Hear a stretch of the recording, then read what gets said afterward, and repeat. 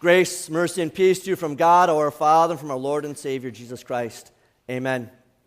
In our sermon today, we continue with our Lenten theme of the sounds of the Passion. Today, hearing the sound of cheering children. And our text is from Matthew 21, verse 15. But when the chief priests and the teachers of the law saw the wonderful things Jesus did, and the children shouting in the temple area, "Hosanna to the Son of David," they were indignant. My dear Palm Sunday worshipers, there was a lot of cheering going on last weekend. Our WLS girls basketball team, after winning the Lutheran state basketball tournament a few weekends ago, then went to the National Lutheran basketball tournament in Valparaiso University. They won the consolation championship. And the way I look at it, that means that they were the fourth best Lutheran girls grade school team in the entire nation. And there were family and parents in the stands at the university cheering them on, but also there were family and friends that were at home watching online cheering. But probably the coolest thing was all of the younger siblings that were cheering on their older sisters. Also, last weekend, Shelley and I took Belle and Lydia to the Broadway production of Beauty and the Beast at Eline Hall. The entire performance was fantastic. But probably the greatest piece was when Lumiere and Cogsworth and Mrs. Potts sang, "Be My Guest." Everyone was applauding afterwards. But probably the biggest cheers came from the little girls dressed in their yellow bell dresses. But how different would the atmosphere have been at the national tournament if the referees had told all the fans in the stands that they were not allowed to cheer? That the stakes would have been just as high for the girls who were playing, but not quite as much fun without any cheering going on. Or imagine what that performance would have been like if the ushers would have told everyone who was in the seats that they couldn't applaud. They had to remain stoic. All these little boys who were rooting on the beast, all the little girls who were pulling for Belle, but no one allowed to cheer. After touring the entire Judean countryside for 3 years, Jesus enters Jerusalem for the final week of his life. The number of people in Jerusalem had swollen from about 50,000 normally to 250,000 crammed into that holy city for the Passover celebration. A murmur went through the crowd that Jesus was coming to town that day. Now, most of the people had never met Jesus in person, but they had heard of him. Some of the people had heard that Jesus was an authoritative teacher, and they shouted, "Hosanna!" Some had heard that Jesus had raised a Bethany man to life just a few days earlier, and they shouted, "Hosanna in the highest!" Some believed that Jesus was the promised Messiah in the line of King David, and they shouted, "Hosanna to the Son of David!" But others were bothered by all that shouting. They said to Jesus, "Can you rebuke your disciples? Can't you get these people to tone it down a bit? Can you at least hush up these cheering children?" The religious leaders offered no hosannas to Jesus. They wanted no part in praising Jesus. They even asked him to quiet the children's songs of praise so that they were not heard. And then Jesus quotes Psalm 8, verse 2 to them. "Have you never read, 'From the lips of children and infants you have ordained praise'?" Why should Jesus silence the cheering of children? It was because of him that they had a genuine childlike faith. The blind and the lame saw him as the one Those who had heard about the raising of Lazarus from the dead believed in him as the Son of God, and those cheering children trusted in him as their promised Messiah. But the chief priests and the teachers of the law wanted nothing to do with it. They wanted the shouting stopped. They wanted the cheering silenced. And most of all, they wanted Jesus dead. Nothing has changed in 2 millennia. Jesus' enemies still want his message toned down. They still want Christians to stop talking about Jesus and promoting him in public. They still don't want to hear Christian children praising him in the public. They especially want to believe that Jesus is dead and has remained dead. Today we see Jesus' message and his messengers opposed at every turn. A few weeks ago, the U.S. Navy ordered Navy Chaplain Lieutenant Commander Wes Motter to no longer pray with or counsel soldiers in Jesus' name. We've learned that over the past few years, our own government is using our tax dollars to fund abortion mills with Planned Parenthood. And at the same time, our government is using the IRS to spy on and check out conservative Christian organizations. This past season on the reality show The Bachelor, one of the contestants, Becca, was constantly ridiculed because she had stated publicly that she was a virgin. This past Christmas, the American Atheist Group did whatever they could in order to stop Christians from going to church and worshiping their Savior. They thought they had come up with a clever and witty billboard in order to do this. These billboards were posted in Nashville, Memphis, St. Louis, and in Milwaukee. The billboard had a picture of a cute little girl writing a letter to Santa that said, "Dear Santa, all I want for Christmas is to skip church. I'm too old for fairy tales." Christ's enemies work hard to silence Christ's followers. But what is truly sad and shameful is they don't have to work all that hard to silence us. We're very good at silencing ourselves. They don't have to try to convince Christians to skip church. We often skip church all on our own.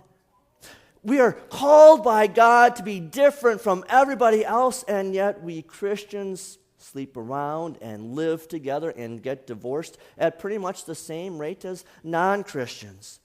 We are commanded by God to stand up for the weak and the hurting, for the elderly and the unborn. And we stand on the sidelines with our hands in our pockets as the confused euthanize their parents and as the scared murder their unborn children. We are directed by God to confront the sins that we see in others, but we are afraid to speak God's truths to our siblings or our own children because, quite frankly, we like peace in our family more than we cherish sharing Christ's peace with others. We are given the opportunity to join in a parade route with our fellow Christians on every Sunday, but approximately 60% of our members skip that parade route on any given Sunday. We fill up our ears during the week with all kinds of noise, but we are embarrassed to put Christian hymns on our playlist. Holy Week and Easter is one of the greatest times to invite family and friends to worship our Savior with us. But be honest, how many of you took a postcard or a door hanger last week? Or for that matter, how many of you have actually spoken to a real live person to invite them to church with you this week? We have a Savior so great that he gave sight to the blind and hearing to the deaf. He allowed the lame to walk and run again. He was able to then give family relationships back to those who were previously leprous and demon-possessed. We have a God who not only created life, but he gave life back to those who once were dead. He is the King of glory who could tell the future about how a family was going to give up their donkey for a day so the Lord could have possession of it.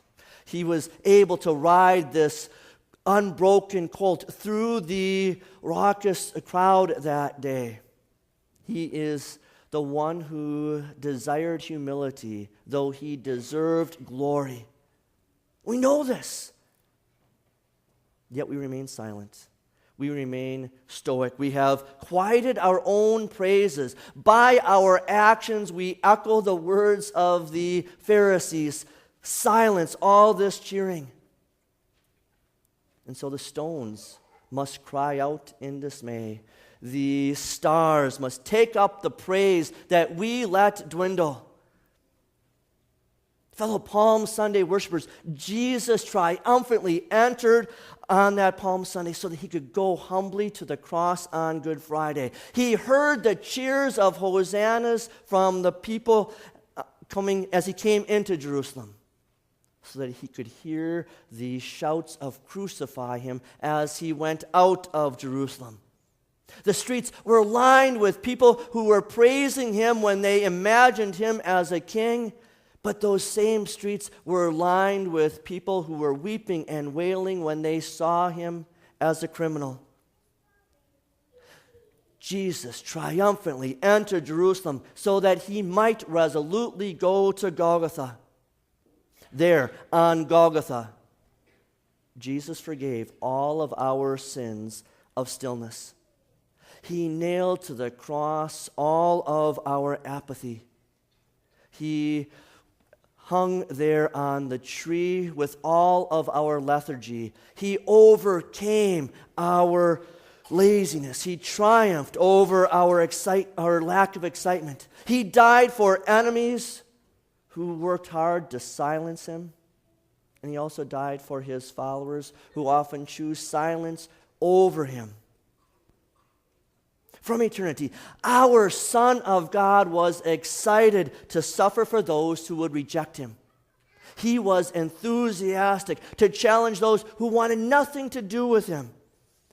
He was compassionate in coming for those who would be apathetic toward his entrance into our world. It didn't matter whether his enemies opposed him or his followers hid from him, or his churchgoers remained lukewarm about him. He still came.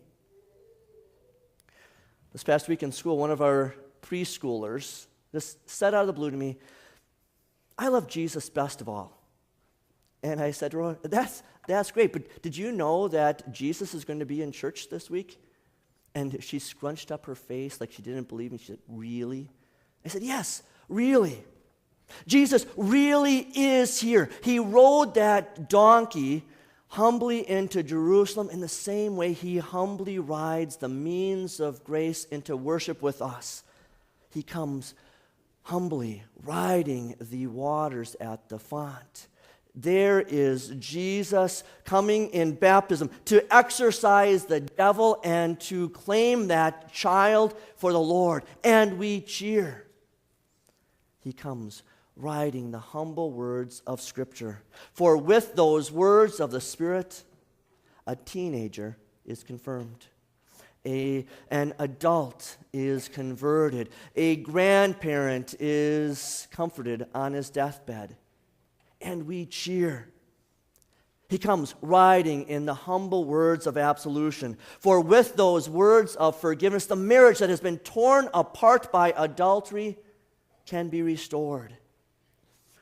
The young, scared teenager who had an abortion, she can have her tears wiped away. The college student who has given up his life of sleeping around can be encouraged, and we cheer. He comes riding the humble, unleavened bread and the fruit of the vine in the Lord's Supper. For with those words, this broken body and this shed blood is here for us, as Christ is really present individually, personally, tangibly, to offer us forgiveness, strength, and new life. And we cheer. He comes in the humble manger. He comes riding that lowly, humble donkey. He comes on the humble, rugged cross. He comes in the glorious, triumphant resurrection grave. He comes from the powerful right hand of God. He comes amidst blaring, glorious trumpets. He comes whether the parade route is filled with palms and coats and shouts of Hosanna, and he comes whether the parade route is filled with weeping and wailing and shouts of crucify. He came and he comes for you and for me and for all. It's great to cheer at a basketball tournament or at a Broadway play.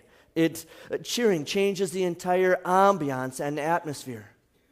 But if we are going to cheer on our team that we're proud of, or cheer for performers who have done a great job, don't you think we really want to be cheering on our Lord and Savior who has come to suffer and die and be raised again for us? The King of glory comes. The nation rejoices. Open the gates before him and lift up your voices. Shout, praise, pray, worship. Be excited. Be enthusiastic. Open your mouths. Lift up your hands. Make a joyful noise to our Lord. Join with the cheering children. Hosanna in the highest. Amen.